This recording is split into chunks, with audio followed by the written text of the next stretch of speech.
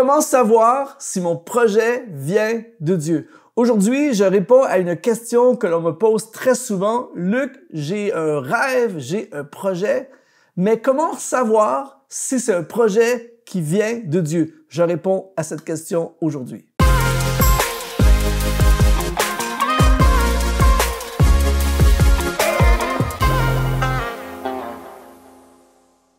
Bonjour, ici Luc Dumont d'Exponentiel.net. Aujourd'hui, c'est une capsule très importante. Merci d'être là. Je crois que ça va contribuer énormément dans ta vie et dans ta destinée. Pourquoi? Parce qu'on répond à une question très importante. Mais je veux t'offrir, en commençant une nouvelle formation en ligne qui s'appelle « Développe ton leadership personnel ». Ce sont des stratégies pour justement réaliser le plan de Dieu pour ta vie. Ce sont des stratégies pour libérer le meilleur qui est en toi, pour libérer surtout ce que Dieu a placé en toi. Donc, va dans le lien qui apparaît dans la description de cette vidéo. C'est développe ton leadership personnel.com. Aujourd'hui, je veux répondre à une question. Il n'y a pas une semaine qui passe sans que quelqu'un me pose cette question. Luc, je veux lancer mon entreprise. Luc, je veux faire des études universitaires. Je veux aller étudier à l'étranger. Luc, je veux démarrer ma chaîne YouTube. Je veux commencer un ministère, démarrer une église, tout ça. Mais comment on fait pour savoir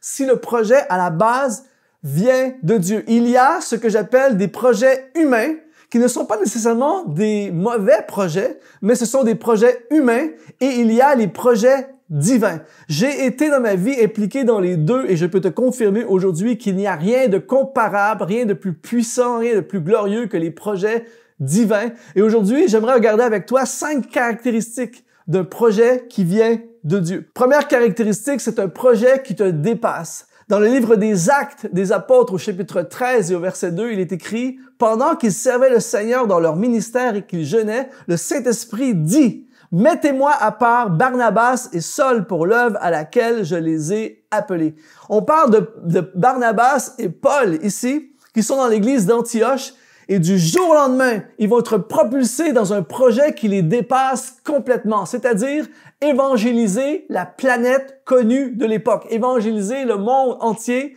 alors qu'ils n'ont jamais fait ça auparavant. Ils n'ont pas l'Internet, ils n'ont pas de véhicule de transport, ils n'ont pas de téléphone portable, pas d'ordinateur, il n'y a pas d'église.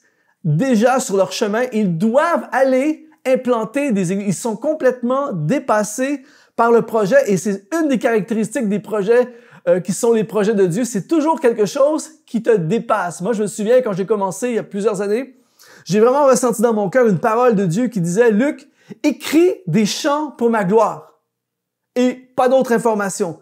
Juste écris des chants pour ma gloire. Et là, tout à coup, j'ai compris que Dieu m'appelait à faire de la musique, des chants qui me propulseraient dans les nations par la suite. Mais je n'ai pas de contact, je n'ai pas ce qu'il faut, tout ça. Je n'ai aucune connaissance du domaine.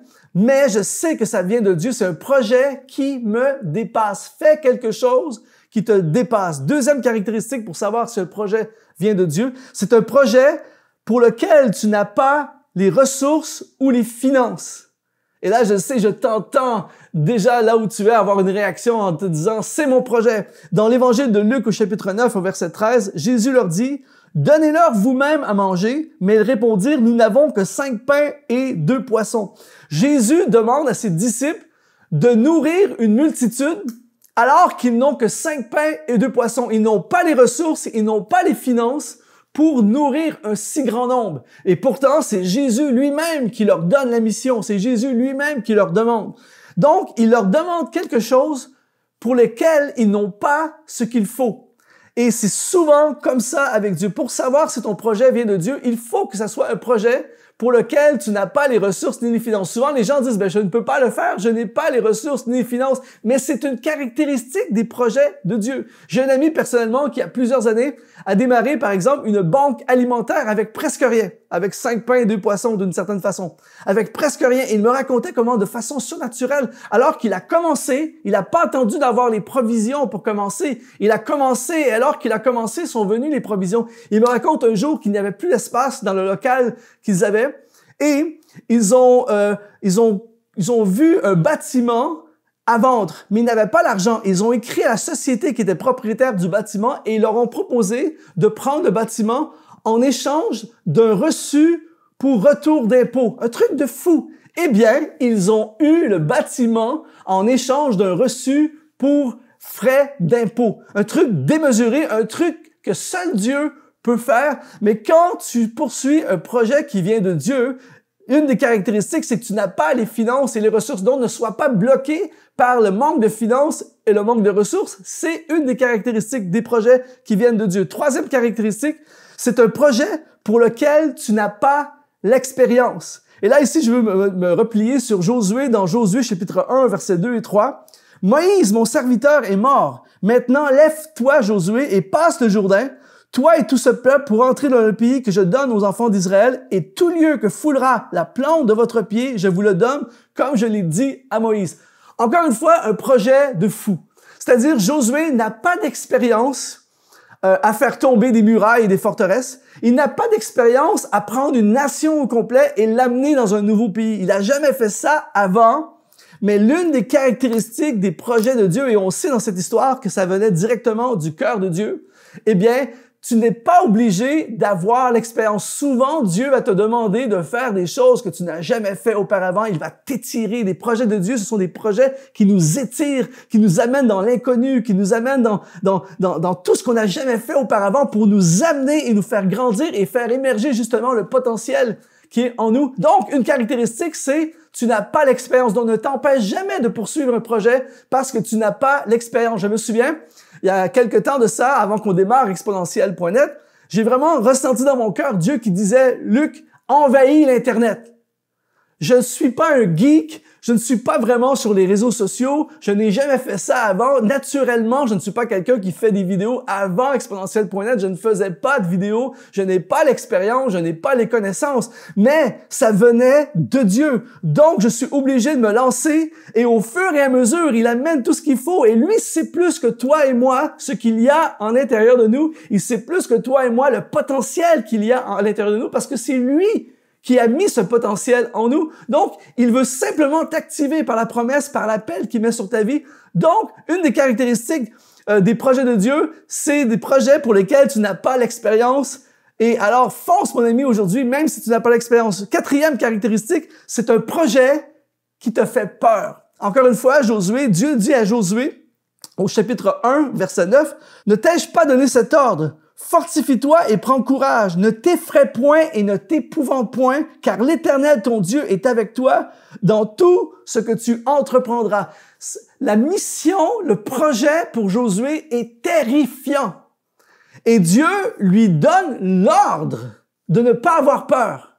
Donc, la peur fait partie des projets de Dieu, mais ne devrait jamais nous empêcher de le réaliser parce que nous avons peur. Alors aujourd'hui, une des caractéristiques des projets, c'est peur, d'avoir peur. Souvent, les gens me disent, Luc, oui, mais j'ai peur. Mais gloire à Dieu, si tu as peur, c'est probablement parce que c'est un projet qui te dépasse, c'est probablement parce que c'est un projet où il faut que Dieu intervienne. Donc, la peur fait partie des projets de Dieu. J'ai eu souvent peur et j'ai souvent peur encore aujourd'hui quand je poursuis les projets de Dieu, mais la peur ne peut pas t'empêcher de réaliser un projet de Dieu. Et finalement, cinquième caractéristique pour savoir si le projet vient de Dieu, c'est Dieu qui t'invite. Dans Matthieu chapitre 14 au verset 28, Pierre lui répondit, « Seigneur, si c'est toi, ordonne que j'aille vers toi sur les eaux. » Et Jésus dit, « Viens !» Et Pierre sortit de la barque et marcha sur les eaux pour aller vers Jésus. Rappelle-toi, au début de cette vidéo, j'ai parlé des projets humains et il y a les projets divins. Les projets humains, c'est nous qui nous invitons dans les projets. Et c'est pour ça que parfois, ça va dégénérer et ça va aller mal. Je sais pas pour toi, mais en ce qui concerne sortir d'une barque pour marcher sur les eaux, je suis pas certain que je veux m'inviter dans un truc comme ça.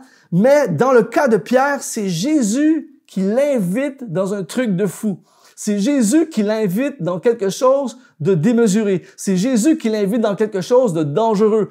Mais lorsque c'est Dieu qui t'invite dans le projet, même si c'est fou, même si c'est terrifiant, même si ça n'a jamais été fait avant, même si c'est impossible humainement, un projet divin invité par lequel nous sommes invités par Dieu, nous sommes assurés qu'il va y avoir le miraculeux qui est nécessaire pour que ça se réalise. Mon ami, si ton projet répond à ces 5 critères, il est fort possible que c'est un projet qui vient de Dieu. Et si c'est un projet qui vient de Dieu, fonce à 100% dans ce projet car Dieu est avec toi et si Dieu est avec nous, qui sera contre nous? Si cette vidéo t'a inspiré et que tu veux vraiment aller encore plus loin dans cette dimension de libérer ton potentiel, dans cette dimension de poursuivre les projets de Dieu, j'ai créé pour toi une formation qui s'appelle « Développe ton leadership personnel ». Je te donne pendant 8 heures des stratégies sur comment libérer ton potentiel, comment faire la volonté de Dieu, comment amener à l'existence les projets que Dieu a pour nous.